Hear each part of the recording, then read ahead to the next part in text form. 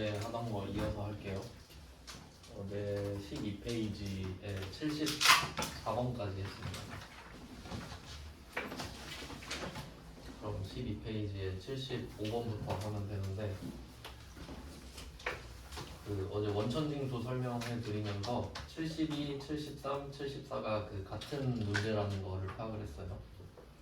근데 최근 추세라면 74번으로 낼 확률이 좀 높을 것 같습니다. 어차피 한 문제 낼 거면 좀 더 복잡한 걸 내는 게 낫겠잖아요.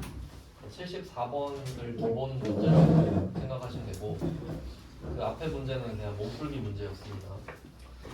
그 다음에 이제 주제가 바뀌어요. 75번부터는 여기서 법인세 이야기가 나오는데 어제 뭐 말씀드렸지만 회계에 세법 이야기가 나오는 이유는 회계는 수입과 지출을 다루는 건데 세금을 내는 것도 지출 중에 하나이기 때문이다 라고 말씀을 드렸죠. 법인세는 보통 제일 어려운 세법이라고 생각하시면 되는데 법인이 세금을 내는데 세무조정이란 걸 하거든요. 회계 기준이랑 세법이랑 좀 다르기 때문에 그 차이를 조정하는 건데 어렵습니다. 근데 뭐 우리가 법인세를 배울 건 아니지만 법인세 흐름은 알아야 되거든요. 그걸 좀 알려드릴게요.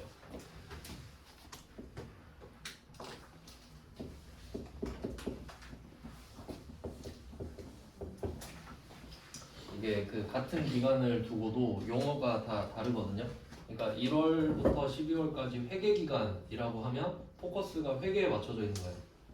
그러니까 1년 동안 회계 처리를 하겠다라고 부를 때는 그게 회계기간이 되는 거고, 네, 뭐 그 1년을 또 부가가치세 측면으로 보면 부가가치세 과세기간이 돼요. 그리고 또 법인세를 낸다고 하면 법인세를 내는 기간으로도 볼 수 있겠죠. 그게 뭐 각 사업연도 소득 이런 식으로 부르는데, 뭐 법인세 기준으로 봤을 때 그 기간을 법인이 따로 정할 수 있거든요. 그러니까 뭐 보통은 1월부터 12월까지라고 하겠지만 뭐 특이한 회사들은 4월부터 3월까지 하기도 하고 막 그래요. 학교 개강하는 것처럼 3월부터 2월까지 한 사이클로 할 수도 있어요. 근데 대부분은 1월부터 12월까지 하거든요. 그 이유가 뭐냐면 신고를 다 이때 하잖아요. 그럼 이때 와다다다다 다 해버리면 90% 이상이 이때 하거든요. 그러면 뭔가 잘못한 걸 했을 때 들킬 확률이 적어요. 실제로 그렇잖아요.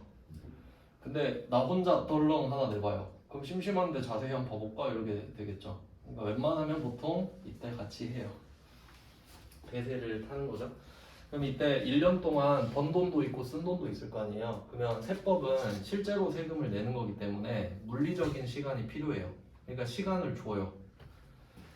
다음 해로 넘어가서 1월 1일부터 3월 31일까지 3달 줘요. 3달을 줍니다.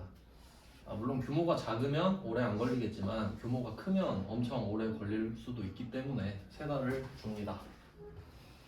그러니까 보통 법인세나 소득세는 다음 연도에 세금을 내요. 소득세 같은 경우도 지금 2022년도가 끝났잖아요. 그럼 2022년도에 번 돈을 2023년 5월에 신고해요. 다음으로 넘어가서 신고를 해야죠. 바로 12월 31일에 내 이럴 순 없잖아요. 그래서 이렇게 됩니다. 그럼 여기서 이제 차이가 생겨요. 그러면 법인세법 상으로는 3달을 기다려주겠다고 한 거잖아요. 3달을 기다려줄 테니까 천천히 내세요. 정확하게만 내시면 돼요. 하지만 회계는 12월 31일에 결산하셔야죠. 이렇게 말하잖아요. 맞죠? 그럼 결산이란 걸 생각해봐요. 마감이잖아요.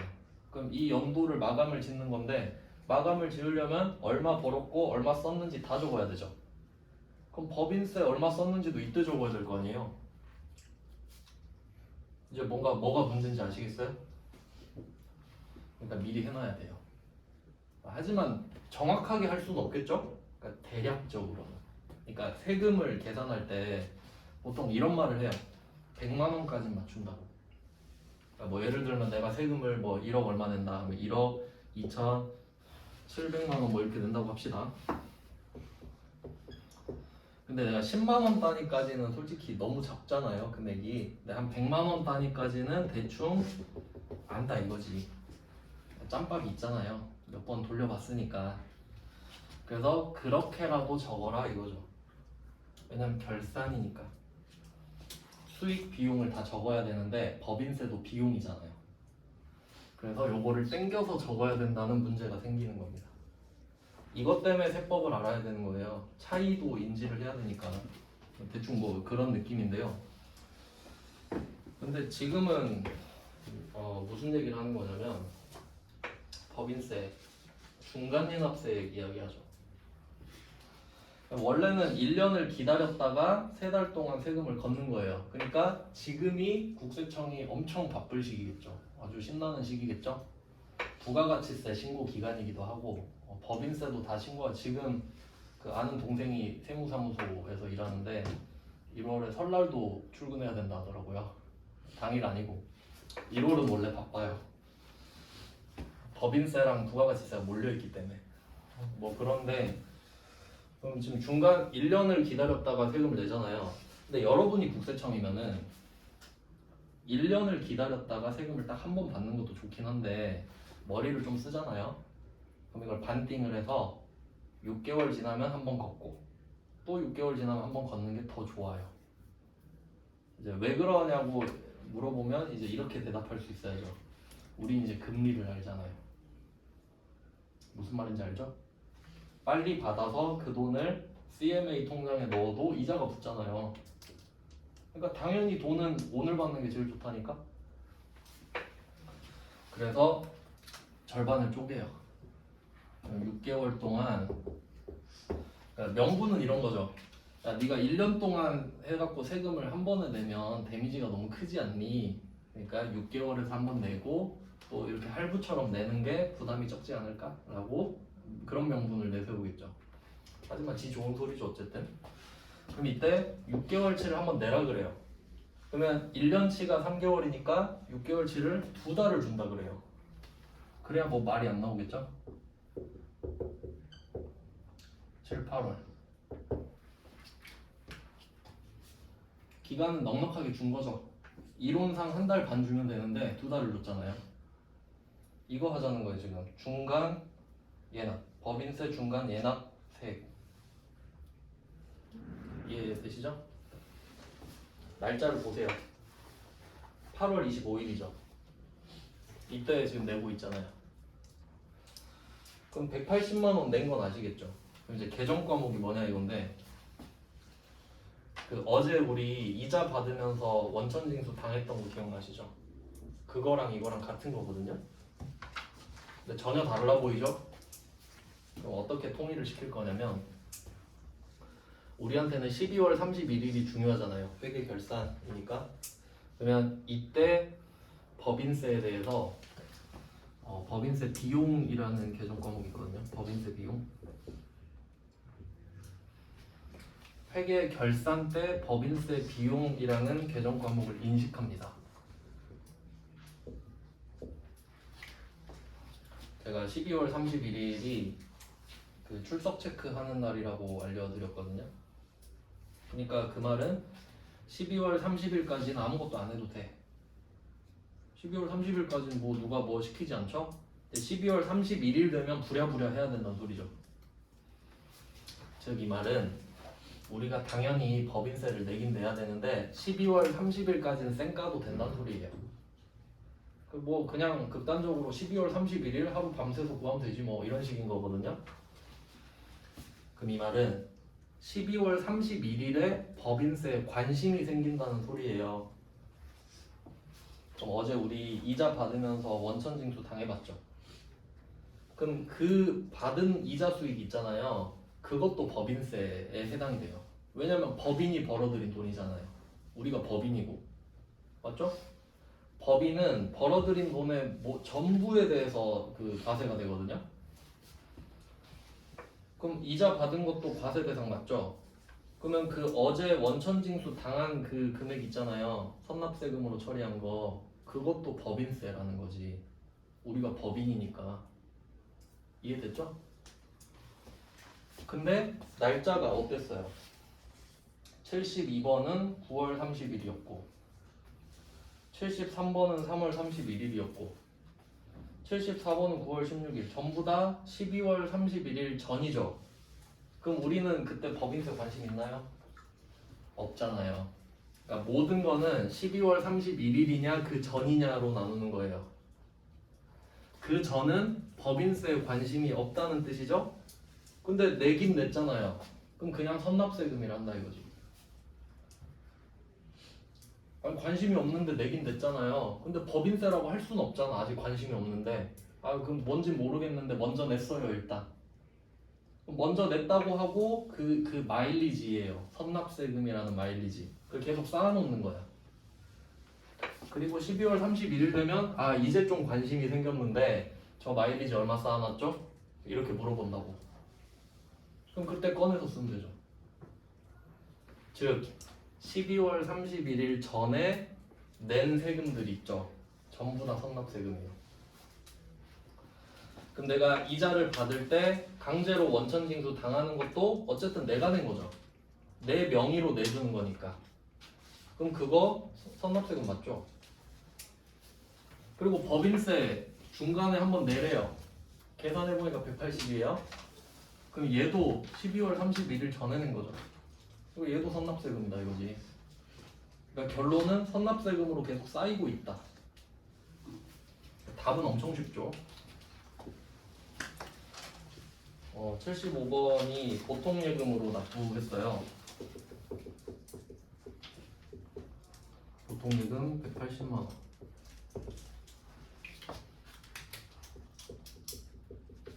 자산의 감소. 이제 이 정도는 쓰고 생각을 해야 됩니다. 아무것도 안 쓰면 안 돼요.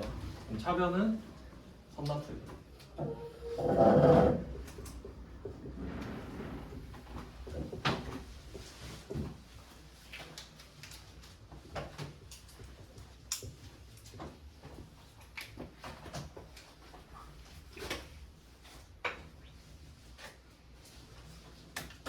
제가 말씀드리고 싶은 거는 어제는 원천징수를 당했고요.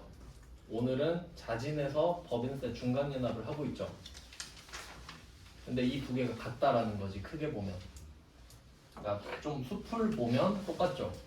근데 나무만 보면 아니 이게 어떻게 똑같지 이렇게 되니까 시야가 좀 넓어야 됩니다. 시야가 넓어지면 어차피 12월 31일 전에 세금을 낸 거구나로 통일이 되죠. 네, 그래서 지금 전부 다 선납세금이죠. 72, 73, 74, 75 전부 다 선납세금으로 쌓여 있죠. 그리고 그걸 언제 정리하냐? 76번에 당사는 당해연도 결산을 하면서 12월 31일 됐죠. 이제 관심이 생긴 거예요. 아 이제 궁금해요. 아 우리 법인세 얼마일까? 그러니까 이 선납세금은 기 중에 반드시 나오는 거고요. 법인세 비용은 기 말에만 나오죠. 그러니까 이게 회계랑 세법의 차이를 인지해야 할 수 있는 거예요. 그러니까 법인세 비용이 나왔다는 말 자체가 기말이란 뜻이고 반대로 말하면 기말이니까 법인세 비용이 나와야 되고. 알겠죠? 그러면 얼마인지 한번 계산해 보세요 하니까 76번에 2천만 원 정도 되네요 라고 해요. 그럼 지방소득세 포함이라고 하면은 뭐 법인세율이 2억까지가 10%에 1%거든요. 그러니까 뭐 그렇다 치면 대략 11%가 2천만 원 정도 된다 뭐로 해석할 것 같은데요. 근데 어차피 지방소득세든 국세든 간에 우리 입장에선 비용 맞죠? 그래서 합쳐서 써요. 그러니까 정확한 명칭은 법인세 등이거든요. 그러니까 법인세는 국세고 거기에 지방소득세까지 해서 법인세 등. 근데 그걸 우린 법인세 비용으로 퉁친단 말이에요. 어차피 뭐 국가에 내나 지방에 내나 나한텐 비용 아닌가? 그냥 법인세 비용 합쳐서 2천만 원.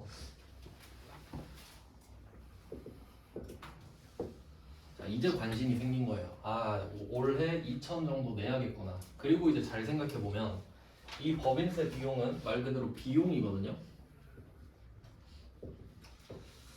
제가 수익이랑 비용은 생각이라 그랬죠? 그럼 올해 2천을 내야 되는구나 인 거예요. 지금 2천이 나간 게 아니지. 2천 나가겠네 정도. 그리고 궁금한 거예요. 나 옛날에 막 마일리지 쌓아놓은 거 있는데 얼마일까? 장부를 까보니까 선납세금이 얼마 있겠죠. 그거부터 써야죠. 이날을 위해 쌓아왔으니까. 그래서 뭐 얼마냐고 하니까 여기 딱 정확히 나왔죠. 이자 수익에 대한 원천징수세. 이런 거 또 해석하실 때 이렇게 생각할 수도 있죠. 아니 이자가 내가 준 걸 수도 있잖아요 라고 생각할 수도 있잖아요. 근데 이자 수익이죠. 이자 수익 적혀 있는데 제가 준 걸 수도 있죠. 이러면 안 돼요. 내가 무조건 받은 거고 받았으면 원천징수는 당한 거예요. 맞죠? 그러면 그 당했다. 그 선납세금이죠. 여기선 50만 원이네. 그리고 법인세 중간인합세액 600 다 나왔죠. 앞에서 한 거. 그러니까 걔네들이 지금 선납세금으로 대기 중이에요. 그럼 야 이제 너 나올 차례야 하면 따져주면 되겠죠. 500, 650만 원.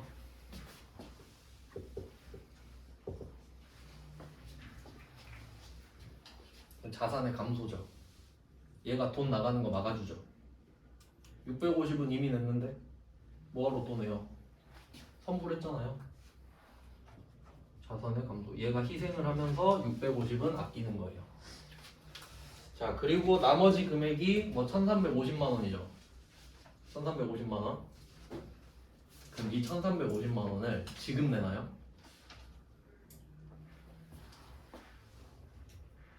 세 달 주죠. 세 달 주죠? 그럼 오늘 12월 31일이죠. 혹시 내가 세무서 가면 받아줄까요? 안 받아줍니다. 1월 1일부터라니까. 1월 1일도 안 받아주겠죠? 쉬는 날이니까. 그럼 1월 2일부터 할 수 있는데? 그럼 내가 돈이 있어도 못 내겠네? 맞죠? 그래서 미지급 세금. 아는데 못 내죠. 이게 회계랑 세법을 알아야 되는 이유예요. 돈이 없어서 못 내는 게 아니죠. 회계는 해야 되는데 세법은 안 받아준대잖아요. 그럼 나는 얼마인지 아는데 뭐라고 써? 낼 수가 없네 라고 써야지. 그래서 미지급 세금이 돼요. 미지급금이랑 좀 비슷하죠?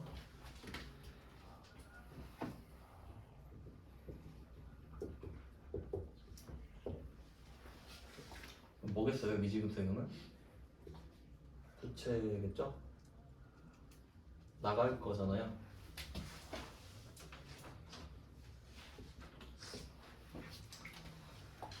그러니까 좀 흐름대로 한 거예요. 선납세금, 법인세 비용 이렇게 순차적으로 나올 거니까. 그럼 이걸 보면서 여러분이 이걸 배우는 이유 제가 말씀드렸죠. 지금 그 암기를 하는 게 아니라 배우는 이유가, 그럼 여러분이 삼성전자 재무제표를 봤어요. 심심해서. 그럴 수 있죠? 얼마나 멋있어요. 취미가 뭐예요? 대기업 재무제표 보는 거예요. 멋있잖아요. 그럼 심심해서 한 번씩 봐요. 이러면. 근데 봤는데 미지급 세금이 막 몇천억 있겠죠. 그럴 거 아니에요. 삼성전자 자산이 300조 됩니다. 3 뒤에 0이 14개예요. 세금도 뭐 10개 정도 있지 않을까요, 공이? 그럼 이거 보고 삼성전자 세금 안 내네 이렇게 생각할 거예요.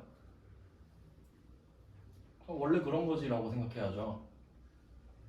이해됐죠? 모르는 사람이 보면 뭐라고 하겠어요? 세금을 안 냈다 생각하겠죠. 근데 그게 아니잖아. 원래 그런 거잖아요. 그럼 미지급 세금 쌓여 있으면 얼마나 벌었으면 세금이 이럴까 라고 생각하고 넘어가야죠. 아시겠죠? 의미를 보는 거지 미지급 세금을 언제 쓰는지가 중요한 게 아니라 이게 뭘 의미하는지가 중요하다고요. 그리고 미지급 세금은 두 개가 있어요.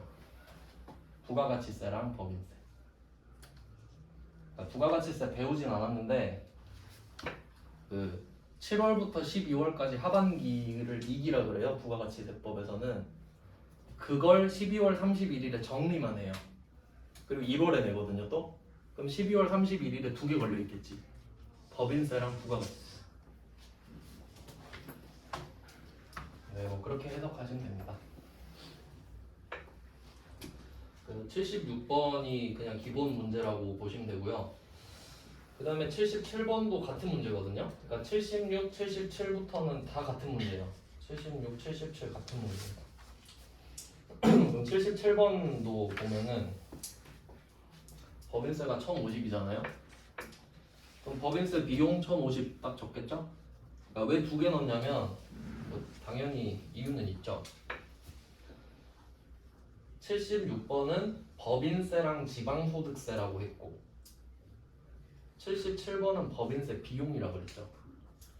같은 거 지칭하는 거 맞죠? 네, 다르게 표현했죠.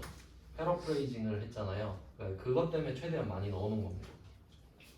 이해되시죠? 무슨 말 하는지? 그 다음에 그리고 77번은 선납세금을 조회하라 그러잖아요. 근데 선납세금은 예외적으로 조회할 필요가 없습니다. 왜냐면 법인세 비용을 적으러 가잖아요. 그 옆에 써 있어요. 선납세금 얼마 있는지. 왜냐면 법인세 비용을 적는다는 것 자체가 선납세금이랑 퉁친다는 소리 아니에요. 그러니까 그 옆에 이미 써 있어요.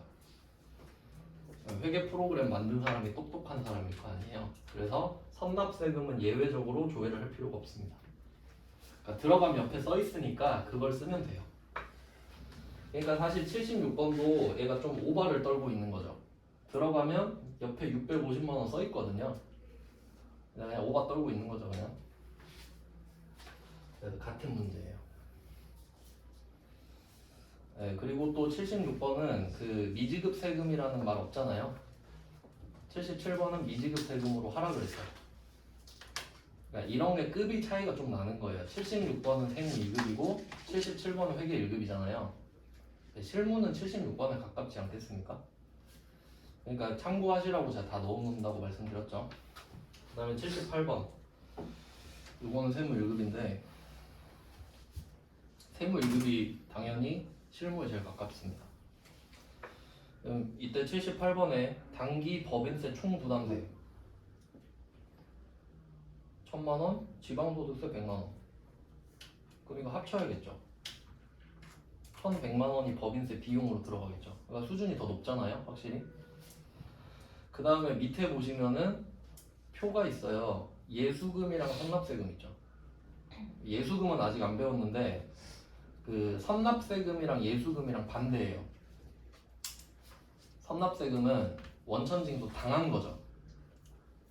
네, 원천징수를 누가 하나 생각해 볼게요. 이거는 진짜 상식의 범주인데 헷갈리지 마시라고.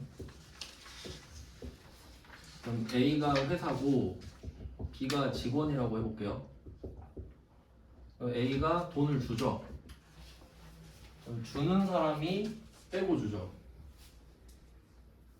주는 사람이 지 마음대로 줄 수 있는 거 아니에요? 그러니까 주는 사람이 원천징수를 하죠. 그럼 받는 사람은 당하죠. 빼고 주는데 어떻게? 그럼 당해야지. 그러니까 선납세금은 내가 돈을 받았는데 당한 거죠. 아니 왜 빼고 줘요? 라고 하니까 내가 내드릴게. 그럼 제 입장에선 먼저 냈다고 해도 되죠? 이런 거죠. 그럼 예수금은 뭐냐면 우리가 돈을 줄 수도 있지. 우리가 회사니까.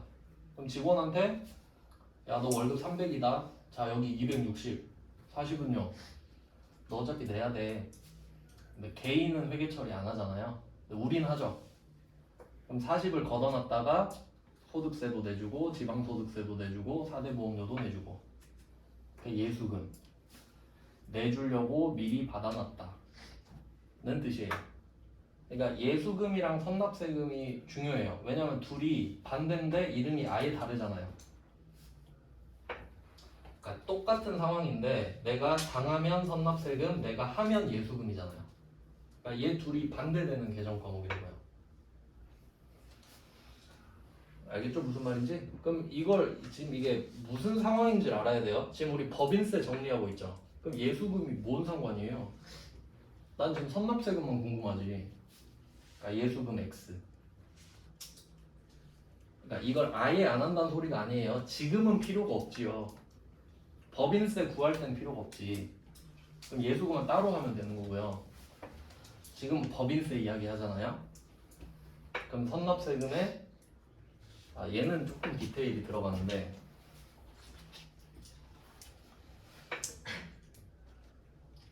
그러면 결과적으로 선납세금이 554만 원인 건 아시겠죠?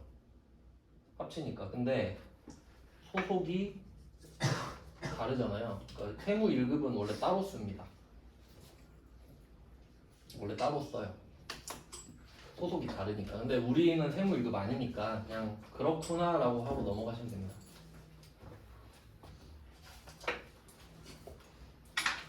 그러니까 이 세무 1급에서는 선납세금 400만 원은 영등포 세무서라고 적고, 또 선납세금 140해서 강남 세무서라고 적고, 또 14,000원은 강남구청 이렇게 적는다는 소리예요.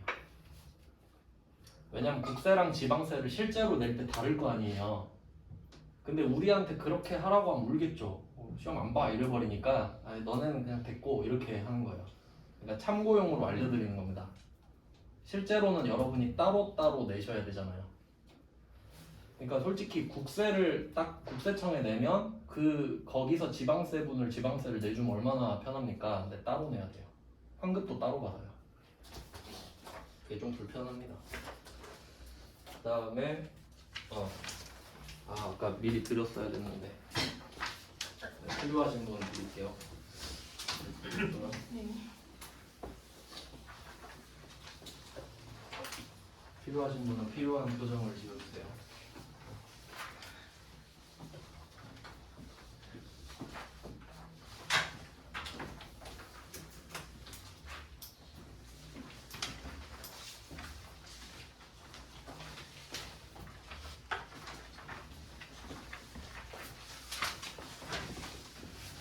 네, 13페이지는 참고용으로 쓴 건데 세무 1급 거거든요. 요것도 그냥 참고용으로 79를 한번 볼게요.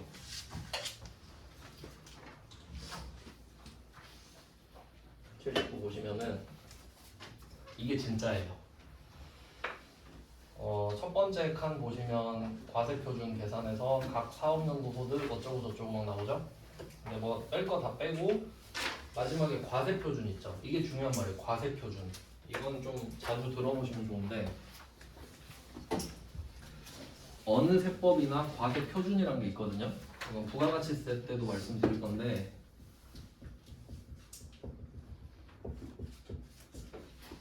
과세는 세금을 부과하는 겁니다. 그럼 과세는 누가 하냐? 국세청이랑 지방자치단체가 해요. 그러니까 우리 월급 받잖아요. 그럼 세무서, 그러니까 국세청 밑에가 세무서거든요. 국세청 산하기관이 세무서예요. 세무서. 그럼 세무서가 나한테 야, 너 월급 받았네. 국세 내, 국세. 그럼 어디다가 세금을 걷어요 하니까 월급. 그러니까 과세는 세금을 부과하는 거랬죠. 그러니까 야, 세금 내. 할 수 있는 거죠. 국세청이랑 지방자치단체가. 그럼 지방자치단체도 똑같이 과세를 하고요. 그러니까 표준이란 말 있잖아요. 어디다가 할 거냐.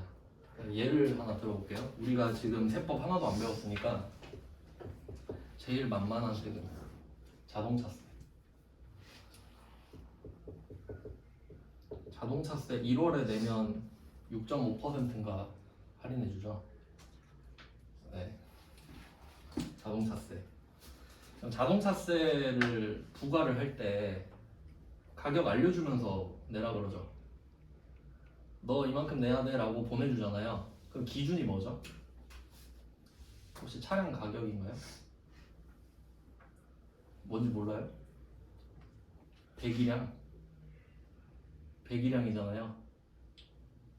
진짜 모르는 거예요? 배기량이 클수록 세금 많이 내잖아요. 그러니까 차가 비싼 차가 중요한 게 아니라 배기량이 크면 세금을 많이 내잖아.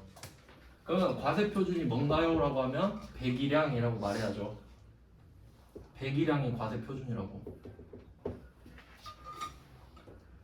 알겠죠? 네.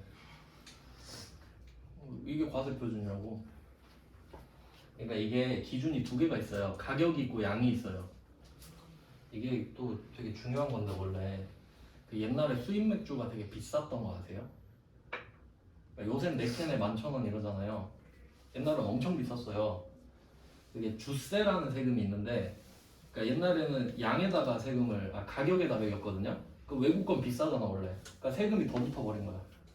근데 이제 양으로 바뀌었어요. 그러니까 해외 거나 국산 거나 양이 같은 세금이 같다고. 그러니까 싸졌지. 그러니까 가격에 따라가는 걸 종가세라 그러거든요. 가격을 따라간다고. 종가. 양을 따라가는 걸 종량세라 그래요. 그러니까 우리 쓰레기 버릴 때 종량제 봉투 쓰잖아요. 많이 버리면 봉투 많이 써야 되니까. 그러니까 가격이 있고 양이 있는데 자동차세는 양이지. 가격이 아니라. 근데 소득세랑 법인세는 뭐겠어요? 가격이겠지. 그 가격이 과세표준이잖아요. 너 얼마 벌었어? 하니까 저 대충 이 정도 벌었어요. 2억 7,900이요. 그러니까 이게 뭐 수익에서 비용을 빼는 뭐 세법은 좀 다른데 입금해서 송금 빼고 막 그런 거예요. 그럼 이게 딱 올라온 거지. 그럼 거기다가 세율을 때리는 거예요. 밑에 법인세율 보면 2억 이하가 10% 써있죠. 근데 또 2억 초과하면 20%죠. 이런 걸 누진세라 그래요. 쌓으면서 나간다고. 그러면 한번 보세요. 2억 7,968만 원이죠. 그럼 2억까지는 10%만 맞겠죠. 그럼 2억의 10%는 2천만 원 아닙니까? 그 다음에 7,968만 원은 2억을 넘어갔죠. 그 금액은 20%예요 이제. 이게 누진세예요. 자동차세는 특이하게 배기량이 크면 아예 금액이 높아져 버리는데 네, 그렇습니다. 하여튼 이런 느낌이라는 거예요. 근데 우리한테는 순한 맛으로 그냥 금액을 알려줘 버리지. 법인세 등이 얼마다. 근데 원래는 이렇게 구해야 될 거 아니에요. 누가 구해줘요? 내가 구해야지. 근데 그 구한 금액을 알려준 거라고 회계 1급에서는. 알겠죠? 그래서 이건 그냥 세무 1급은 이렇구나 하고 넘어가시면 됩니다.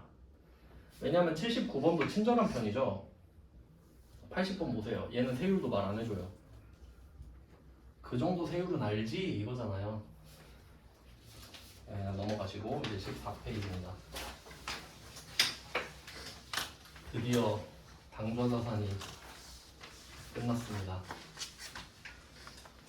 이 정도 속도면은 진도가 안 끝날 것 같잖아요. 네, 속도가 붙죠. 가속도가 붙지 점점. 당좌자산이 제일 힘들어요. 처음이니까 제일 자세히 하거든요. 자, 이제 재고자산입니다. 재고자산에선 아주 중요한 걸 배울 겁니다. 비용을 언제 잡는지를 배울 거예요. 엄청 중요한 거예요, 이거. 그러니까 이게 회계에서는 현금주의가 아니라 발생주의를 쓴다고 했잖아요. 현금주의는 수입에서 지출을 빼면 잔액이 나오고, 발생주의는 수익, 비용, 이익입니다. 이거 말씀드렸죠? 그러니까 수입과 지출을 써라 하면은 여러분 잘 찾을 수 있죠. 돈 들어오고 돈 나갈 때 쓰면 되니까. 그러니까 요거는 누구나 다 해요.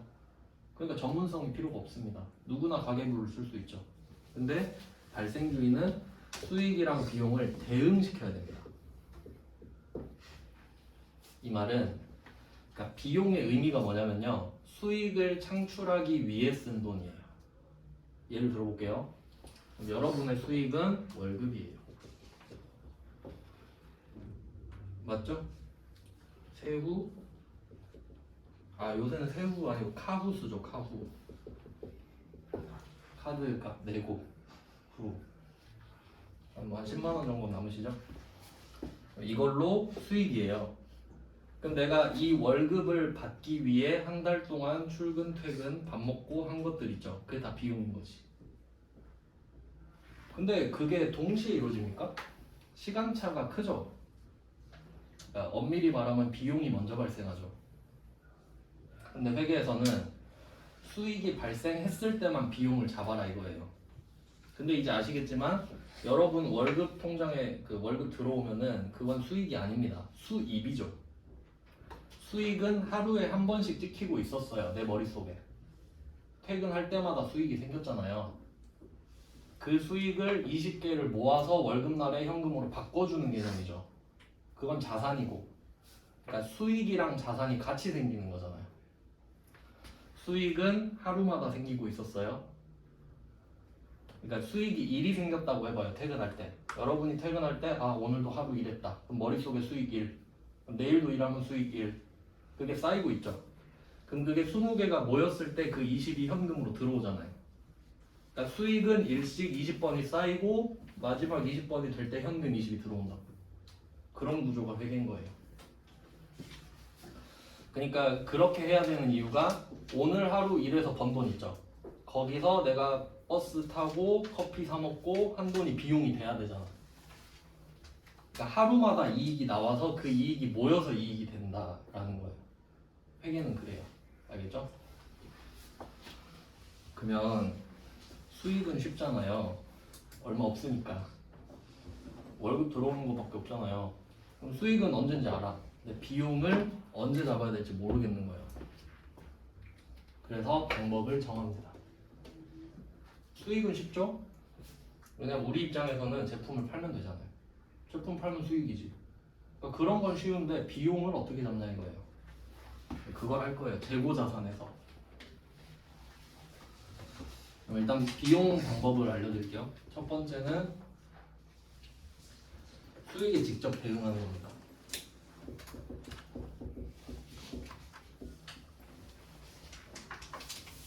수익에 직접 대응하는 겁니다. 그러니까 비용 처리를 언제 하는지 이야기를 할 건데 비용 처리를 언제 하나요? 아 당연히 수익이랑 직접 대응을 하셔야죠. 이게 1번이에요. 그러니까 원칙입니다. 근데 모든 게 직접 대응이 되지 않을 수 있단 말이에요. 그러니까 사실 거의 그래요. 거의. 그러니까 여러분이 그 차에다 기름을 넣는데 이 기름이 정확히 얼마의 수익을 창출하는지 어떻게 알아 내가. 얼마 썼는지는 아는데 내가 버스 안 타고 자가용 끌고 다니면서 이걸로 얼마나 수익을 내는지 알 수 없잖아요. 그러니까 직접 대응이 어려운 게 대부분이라고요. 그럼 이건 좀 힘들겠는데요? 하니까 아 그럼 2번 방법을 알려드릴게요. 해서 이건 기간 대응입니다. 그럼 정확히 얼마인지 모르시면 대충 기간으로 해서 퉁칩시다. 그러니까 약간 완화된 방법이고 차선책입니다. 원칙대로 안 되니까 살짝 완화해드릴게요 정도고. 그 다음에 3번은 1번, 2번이 다 안 될 때, 그러니까 답이 없을 때인데 3번은 그냥 비용 처리를 하는 거예요. 밑도 끝도 없이 그냥 직접 비용 처리를 해버리는 방법. 그러니까 1번이 원칙이고 2번, 3번은 예외인 거죠. 그리고 일단 예시를 제가 써볼게요. 예시. 직접 대응에 해당하는 거는 매출 원가. 이제 배울 겁니다. 일단 써두세요. 매출 원가. 회계에서 진짜 중요한 단어입니다. 매출 원가.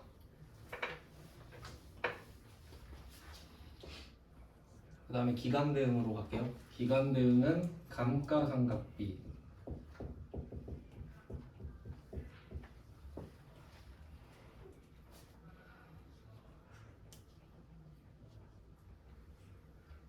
그 다음에 직접 비용 처리는 나머지 전부 다인데 뭐 몇 개 적자면 급여랑 그 우리 배운 걸로 하면 여비교통비 하면 되겠다.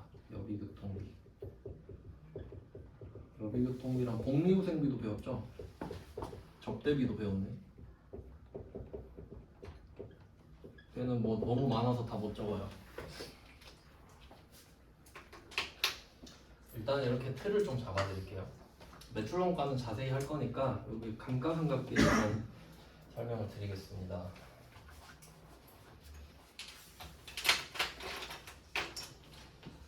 감가라는 말을 평소에도 좀 쓰는데 원래 보통 자동차에 많이 씁니다. 자동차. 특히 이제 그 자동차를 깔 때 많이 쓰는데 예를 들면 외제차 중에서도 대형차 있죠. 뭐 벤츠 S 클래스나 7 시리즈 아니면 뭐 제네시스 G90 이런 것들 큰 차 있죠. 그런 차들은 신차가 대비해서 시간이 지나면 가격이 빨리 떨어집니다. 그게 감가를 쳐맞았다 그러죠 보통. 어느 정도냐면 제네시스가 한 6천만 원짜리 샀다 치면 한 4년 정도 지나면 반값이 됩니다. 괜찮지 그럼 4년 기다렸다 사면 되잖아요. 3천에. 감가율 높은 거 맞죠? 그런 걸 감가를 쳐맞았다 그런다고. 그러면 감가의 뜻을 보세요. 가치가 감소한다. 맞죠? 근데 이 감가에는 사용의 의미가 있어요. 사용해서 가치가 떨어진다. 그럼 사용해야 가치가 떨어지지. 근데 그 옛날에 비 많이 와서 막 차 잠긴 적 있죠. 광주도 막 그랬는데 그럼 그냥 가만히 있다가 지하주차장에 차 세워놨는데 물이 잠겨버린 거예요. 그럼 침수차 돼서 전손. 내가 잘못했어요? 그건 손상. 그러니까 내가 써서 가치가 떨어지는 감가, 예측 가능한 감가. 근데 갑자기 일어났는데 차가 잠수하고 있다. 그러면 그건 손상 이런 느낌이죠. 그래서 감가는 예측 가능한. 그리고 실제로 쓰는 거는 시가를 말하죠. 근데 여기서는 시가를 말하지 않고 취득 원가를 말해요. 샀을 때 가격만. 조금 차이는 있는데 그러면 뭐 아반떼로 이야기를 해볼게요. 아반떼가 트림이 3개 있는데 그 중에 중간 트림이 한 2천 정도 돼요. 캐스퍼 가격이랑 비슷해요. 근데 진짜 치사한 게 뭐냐면 그 아반떼 제일 작은 트림 있잖아요. 제일 작은 트림 그 스마트인가 그런데 사이드가 안 접혀요 자동으로. 좀 치사하지 않나요? 그것 때문에 두 번째 거 사요 보통. 내가 내려서 이렇게 닫고 있으면 좀 그렇잖아요. 하여튼 그래서 2천. 근데 내가 이 차를 영업용으로 샀어요. 근데 이 차를 그러니까 내가 영업사원인데 버스 타고 다니는 것보다는 아반떼 타고 다니는 게 낫잖아요. 근데 얼마나 낫는지 모르잖아요. 그리고 내가 2천 주고 샀어요. 그리고 이게 1년에 얼마씩 가치가 떨어지는지도 모르잖아요. 그러니까 총체적 난국인 거야. 내가 이 차를 타면서 얼마를 버는지도 모르고 이 차가 얼마가 가치가 떨어지는지도 모르는 거예요. 그래서 생각해보니까 그냥 5년으로 N빵을 털자 라고 해버리는 겁니다. 내가 이거 아반떼 가치 떨어지는 거 구하느라 일을 못해요. 그러니까 그냥 5년 탄다 치고 5년 N빵 쳐서 1년이 지날 때마다 400만 원 가치가 떨어졌다 치자. 이게 기간 대응이에요. 실제로 그렇지 않죠? 근데 그냥 그렇게 하자고. 왜냐면 어차피 이 차가 언젠가는 폐차될 거 아니에요. 그럼 2천만 원의 가치가 언젠간 떨어지죠. 근데 그걸 5년 동안 압축적으로 털어버리자고 그냥. 어차피 빵원 될 거니까 그럼 1년에 400씩 털자 이렇게 한 거예요 그냥. 그럼 얼마 버는지는 모르지만 비용 처리는 되잖아요. 그러니까 안 되니까 이렇게라도 하자. 그게 감가상각비예요. 그럼 처음에 차가 2천만 원 자산이었죠? 그럼 1년에 자산 400을 깎으면서 비용 처리라는 거지. 야금야금 썰어내는 겁니다. 그러면 5년이 지나면 이 차는 장부상으로 빵원이죠. 그러면 6년째 되는 날에 차를 폐차시키나? 그건 아니죠. 그냥 타고 다니면 돼요. 그래서 오래된 회사들은 비용이 적게 잡혀요. 감가상각비 때문에 비용을 앞으로 몰아놓는 경향이 있기 때문에. 그래서 제조업 같은 경우는 기계가 엄청 비싸잖아요. 그러니까 진입장벽이 엄청 높아요. 그러니까 내가 새로 딱 들어가면 난 감가 다 쳐맞고 시작하죠. 근데 오래된 애들은 감가 다 때려놓고 공짜로 쓰고 있어요. 그러니까 회계상으로 비용이 안 잡혀버리는 거예요. 그러니까 그게 중요한 거예요 회계에서. 그러니까 감가상각비는 사실 가상의 비용이거든요. 하여튼 뭐 그래요. 중요한 겁니다 이거. 그러니까 보통 사업할 때 감가상각비를 몰라서 망하는 경우가 많아요. 비용 처리를 해야 되는데 그러니까 예를 들어 내가 카페를 차렸어요. 커피 내리는 기계들을 샀을 거 아니에요. 근데 그 기계를 영원히 쓰진 않잖아요. 그럼 대충 한 3년에 한 번씩 바꿔야 된다 치면 그 금액을 3년으로 나눠서 비용 처리를 해놔야 된단 말이에요. 그러면 생각보다 돈 못 벌어요. 비용이 꽤 크기 때문에. 근데 사람들이 감가상각비를 모르잖아요. 회계를 안 배웠으니까. 그러니까 맨날 오늘 장사 잘 됐네. 맨날 이익만 잡는 거야. 감가상각비 비용 안 잡고. 그리고 마지막 필살기는 내가 사장인데 내 사장 월급 비용 안 잡기. 그러니까 맨날 우린 장사가 너무 잘 돼 하다 망하는 거예요. 비용을 외면해 버리니까. 그런 게 커요, 감가상각비가. 네, 그 다음에 세 번째, 이도 저도 안 돼. 그럼 여비교통비 한번 볼게요. 이거 그 출장비죠.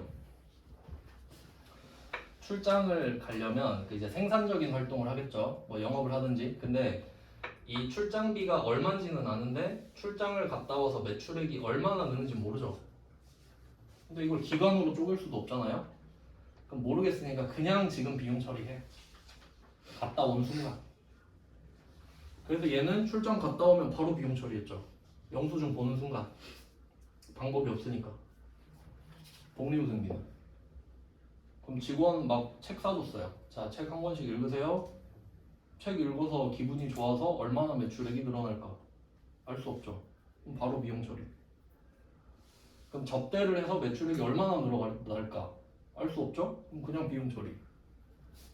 이런 흐름. 그러니까 결과적으로는 3번이 거의 몰려있죠. 근데 전부 다 3번은 아니잖아요. 그러니까 3번이 많은 이유를 알려드린 거예요, 지금. 근데 이 매출원가가 재고자산이랑 관련이 있거든요. 그래서 재고자산에서 설명드리려고. 좀 쉬다가 보겠습니다.